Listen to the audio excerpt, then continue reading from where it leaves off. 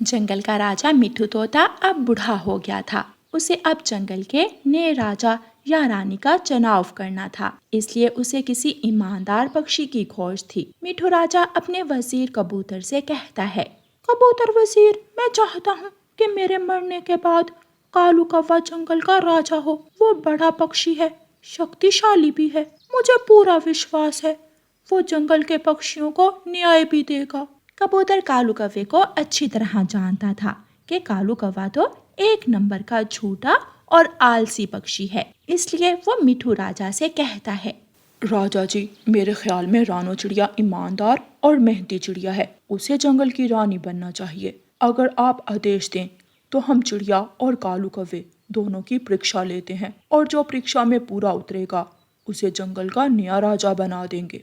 मिठू राजा कबूतर की बात मान लेता है।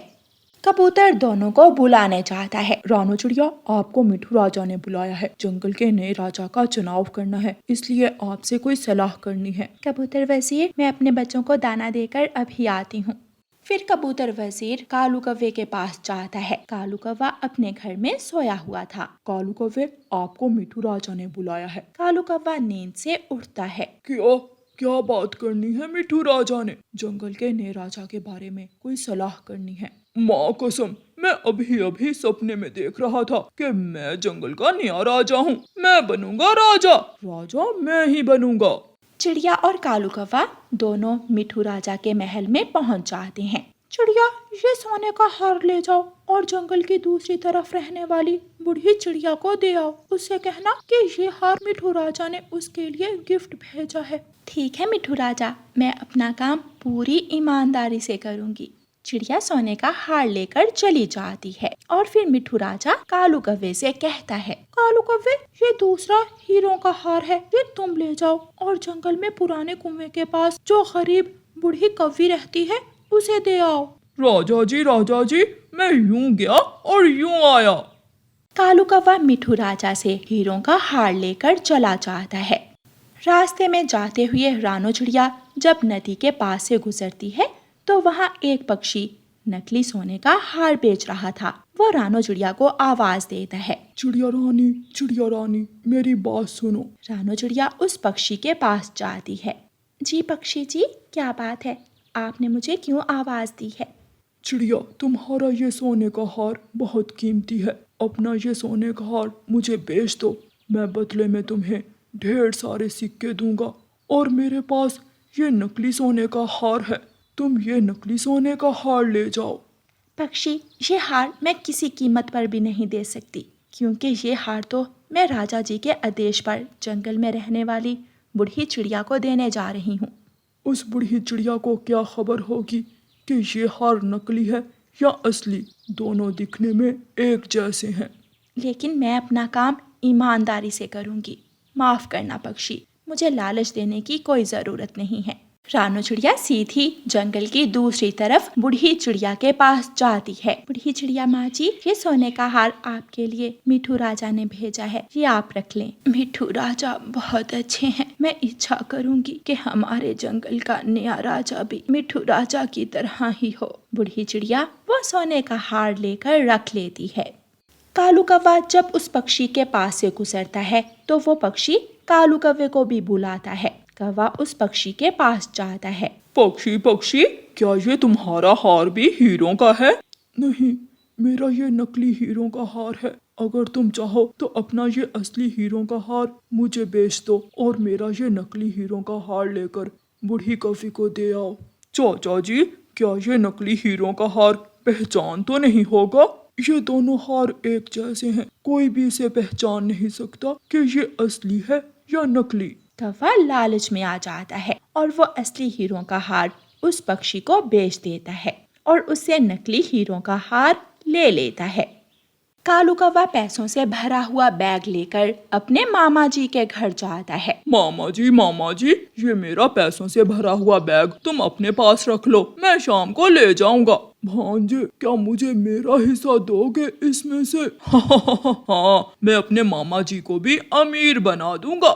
फिर कालू कौवा जंगल में पुराने कुएं के पास बूढ़ी कौवी के पास पहुंच जाता है। माँ जी, बूढ़ी कौवी माँ जी, ये असली हीरों का हार आपके लिए मिठू राजा ने भेजा है। मिठू राजा ने मेरी मदद की, मैं बहुत खुश हूँ। वह बूढ़ी कौवी नकली हीरों का हार लेकर अपने पास रख लेती है और कौवा खुशी खुशी वापस चला जाता है। जब रानो चिड़िया राजा जी के महल में वापस पहुँचती है तो वही बूढ़ी चिड़िया राजा जी के पास बैठी हुई थी और सोने का हार उसके गले में पहना हुआ था। और जब थोड़ी देर बाद कालू कौवा मिठू राजा के महल में पहुंचता है तो वो बूढ़ी कौवी भी मिठू राजा के पास बैठी हुई थी। उसे देखकर कालू कौवा अपना मुंह दूसरी तरफ कर लेता है। कौवे, काले कौवे, तुमने धोखा किया। तुम नहीं जानते थे कि ये तुम्हारी परीक्षा है। तुम मेरी परीक्षा में नाकाम हुए। तुम धोखेबाज कौवे हो। और रानो चिड़िया, तुम मेरी परीक्षा पर पूरी उतरी हो। आज से तुम जंगल की रानी हो। ये सुनकर रानो चिड़िया बहुत खुश हो जाती है और कालू कौवा रोने लग जाता है। राजा जी, पहले बताया होता तो मैं असली हीरों का हार ही बूढ़ी कौवी माँ को देकर आता। ऐसे रानो चिड़िया जंगल की रानी बन जाती है और लालची कालू कौवे को राजा जी से सजा मिलती है। प्यारे दोस्तों, इस कहानी को लाइक, अपने दोस्तों के साथ शेयर और चैनल को सब्सक्राइब करना बिल्कुल मत भूलना। आपका धन्यवाद। गर्मियों का मौसम शुरू हो गया था। अब जंगल में बाहर कोई कोई पक्षी ही दिखाई देता था। रानो चिड़िया भोजन की तलाश में इधर उधर घूम रही थी। ये गर्मी तो एकदम से बढ़ गई है, प्यास भी लग रही है और नदी भी दूर है। रानो चिड़िया कभी इधर जाती तो कभी उधर जाती। आखिर उसे कुछ दाने चावलों के मिल ही जाते हैं। रानो चिड़िया वो चावलों के दाने लेकर अपने घर की तरफ आ रही थी कि उसे रास्ते में तोता मिलता है। चिड़िया बहन, देखो तो आज धूप कितनी तेज है। हाँ, धूप तो सच में ही बहुत तेज है। कल से तो मैं शाम को या सुबह सुबह ही दाना ले आया करूँगी। रानो चिड़िया आ जाए, मैं आपको ठंडा जूस पिलाता हूँ। तोता रानो चिड़िया को अपने घर ले जाता है और फिर उसे जूस पिलाता है। तोते भैया, बहुत बहुत शुक्रिया आपका। जूस पीकर दिल को सुकून मिल गया। अब मैं चलती हूँ। गौरी कौवी और कालू कौवा अपने घर में पंखा लगाए सुकून से बैठे थे। मम्मा, फ्रिज में से तो पानी खत्म हो गया है, मुझे प्यास लगी है। कालू, अरे ओ कालू, उठ जाओ। अब सारा दिन सोओगे क्या? क्या हो गया है? अब क्या करूं मैं? सुकून से सोने भी नहीं देती। नदी से पानी लाओगे या उसके लिए भी मैं अपने भाइयों को ही कहूँ? हर वक्त ताने देती रहा करो, इसके अलावा तुम्हें और कोई काम नहीं है। जाता हूँ मैं भी साथ जाऊंगा। जाओ जाओ, ये लो, तुम ये बोतल भर लाना।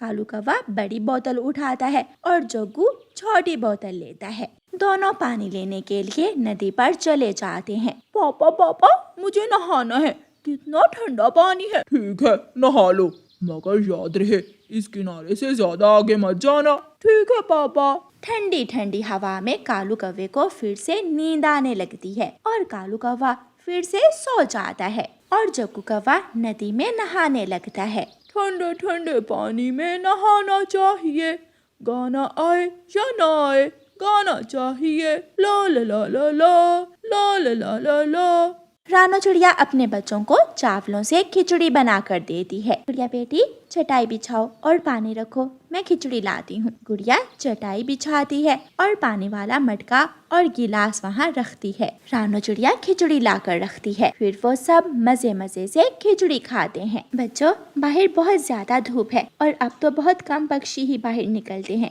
इसलिए अब आप दोनों घर पर ही खेला करोगे। प्यास के मारे बुरा हाल है, कहाँ रह गए ये दोनों बाप बेटा? लगता है मुझे खुद ही जाना पड़े। गौरी कौवी झाड़ू उठाकर गुस्से में घर से बाहर निकलती है। वो सीधी नदी पर जाती है।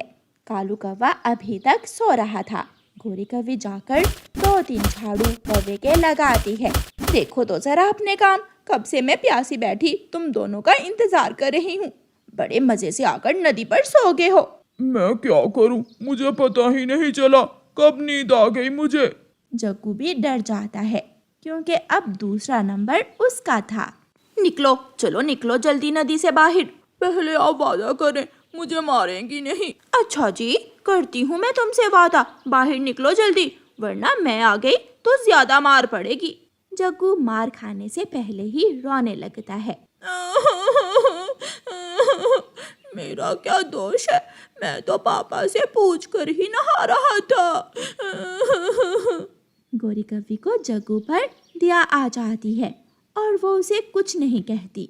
चलो अब अपनी अपनी बोतलें उठाओ और आगे आगे उड़ो मेरे। कालू और जग्गू अपनी अपनी बोतल उठाकर घर की तरफ निकल जाते हैं। गोरी भी झाड़ू लेकर उनके पीछे पीछे उड़ती है। यूं ही दिन गुजरते गए और गर्मी की शिद्दत भी बढ़ती गई। एक बूढ़ी फाख्ता दूसरे जंगल से उड़ती हुई आ रही थी। वो गोरी कव्वी के घर के दरवाजे पर दस्तक देती है। न जाने इन पक्षियों को इतनी दोपहर को भी अपने घरों में आराम नहीं है, आ जाते हैं तंग करने। गोरी कव्वी दरवाजा खोलती है। जी बताइए क्या काम है? बेटी मुझे थोड़ा पानी पिला दो, मैं दूसरे जंगल से आई हूँ, बहुत प्यासी हूँ। कोई नहीं है पानी वानी, चल निकल जा यहाँ से, बहुत देखे तुम्हारे जैसे पानी मांगने वाले भिखारी। बेटी मैं कोई भिखारन नहीं हूँ, बस थोड़ा पानी चाहिए। जाओ यहाँ से, ना जाने कहाँ कहाँ से उठकर आ जाते हैं। गोरी कव्वी गुस्से में दरवाजा बंद कर लेती है और बूढ़ी फाख्ता बेचारी वहाँ से चली जाती है। थोड़ी दूर ही चिड़िया का घर था। बूढ़ी फाख्ता चिड़िया के घर पर दस्तक देती है। जी माँ जी क्या काम है आपको? चिड़िया बेटी मुझे थोड़ा पानी पिला दो, मैं बहुत प्यासी हूँ। रानो चिड़िया बूढ़ी फाख्ता को अपने घर ले जाती है और उसे पानी पिलाती है। बहुत बहुत शुक्रिया तुम्हारा बेटी, तुम्हारा घर छोटा है मगर तुम्हारा दिल बहुत बड़ा है। उस कव्वी का घर तो बहुत बड़ा था मगर उसका दिल। क्या हुआ माँ जी? फिर बूढ़ी फाख्ता रानो चिड़िया को सारी बात बताती है। ये तो गोरी ने बहुत बुरा किया। अच्छा माँ जी आपको जाना कहाँ है? मेरा कोई नहीं है अपना, बस रहने के लिए कोई ठिकाना ढूंढ रही हूँ। फाख्ता माँ जी आप मेरे पास मेरे घर में रह ले। बूढ़ी फाख्ता खुश हो जाती है क्योंकि उसे रहने के लिए अच्छे पक्षियों का साथ जो मिल गया था। चिड़िया बेटी आज से ये सब तुम्हारा। बूढ़ी फाख्ता चिड़िया को पैसों से भरी एक पोटली देती है।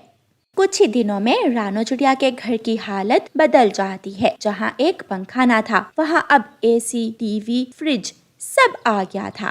कालू उस चिड़िया के हाथ कौन सा खजाना लग गया है? ये सब बूढ़ी फाख्ता के कारण हुआ है। सुना है वो बहुत अमीर है। हाँ मगर अकेली थी इसलिए चिड़िया के साथ रहने लगी। हाय रे गोरी मेरी फूटी किस्मत, काश मैं उस दिन बूढ़ी फाख्ता को पानी पिला देती तो आज वो सब मेरा होता। प्यारे दोस्तों इस कहानी को लाइक, अपने दोस्तों के साथ शेयर और चैनल को सब्सक्राइब करना बिल्कुल मत भूलना। आपका धन्यवाद।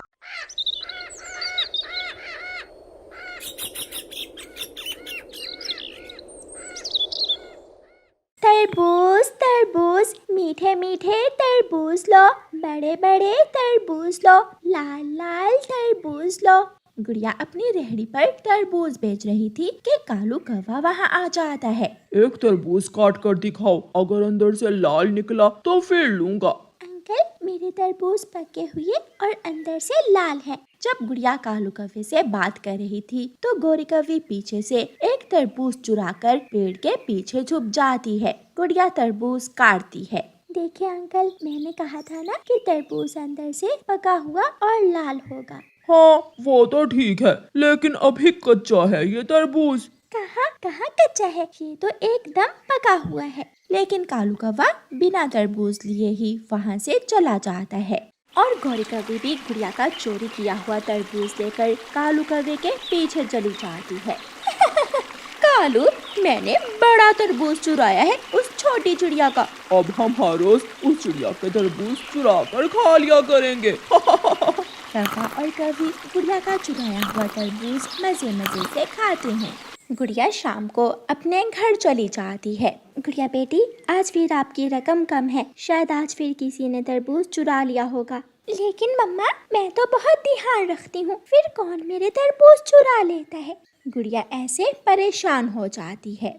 दूसरे दिन गुड़िया फिर से अपने तरबूज बेचने निकल जाती है। तरबूज तरबूज मीठे मीठे पके हुए लाल लाल तरबूज, तरबूज तरबूज। गोरी आज कैसे तरबूज चुराएं, कोई उपाय बताओ। बहुत आसान है, अभी देखो मैं कैसे उस चिड़िया को उल्लू बनाती हूँ। गोरी कौवी थोड़ी दूर झाड़ियों में जाकर बैठ जाती है और शोर मचाने लगती है। सांप सांप, मुझे बचाओ, मुझे बचाओ। शायद कोई मुश्किल में है, मुझे मदद करनी होगी। गुड़िया जल्दी से उड़ती है और झाड़ियों की तरफ जाती है। गुड़िया जैसे ही जाती है, कालू कौवा पीछे से गुड़िया के 2 तरबूज उठाकर भाग जाता है।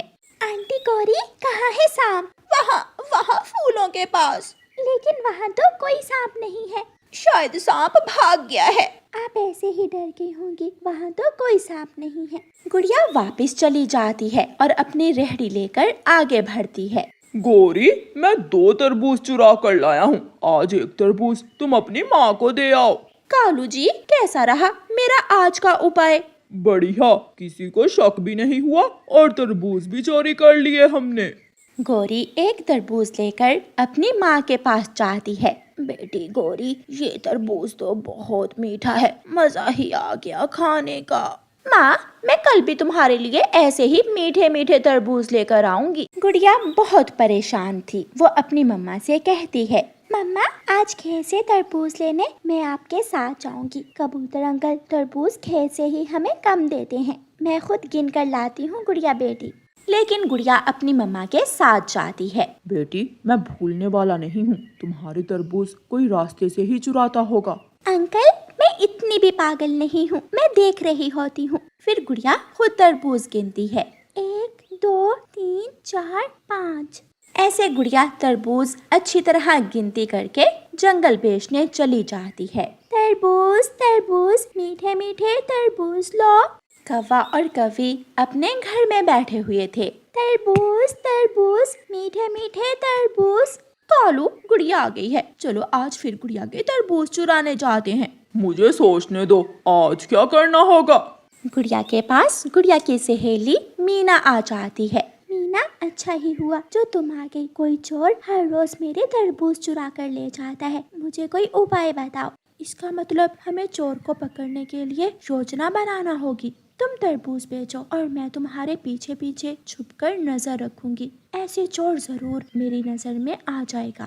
आज तो चोर पकड़ा ही जाएगा। फिर वो दोनों सहेलियां ऐसा ही करती हैं। तरबूज तरबूज, मीठे मीठे तरबूज, लाल लाल तरबूज। छोटी चिड़िया, मुझे एक पका हुआ लाल तरबूज दे दो। अंकल तोते, मेरे तरबूज बहुत मीठे और स्वादिष्ट हैं, खाओगे तो याद ही करोगे। तोता गुड़िया से तरबूज लेकर चला जाता है। पेड़ के पीछे छुपी हुई गुड़िया की सहेली मीना सब देख रही थी। तोता अंकल चोर नहीं है। गुड़िया फिर से आगे बढ़ती है। कौवा और कौवी आज एक नया उपाय ढूंढ कर आए थे। वो गुड़िया की रेहड़ी के आगे रास्ते में एक पेड़ गिरा देते हैं और खुद झाड़ियों में छुप जाते हैं।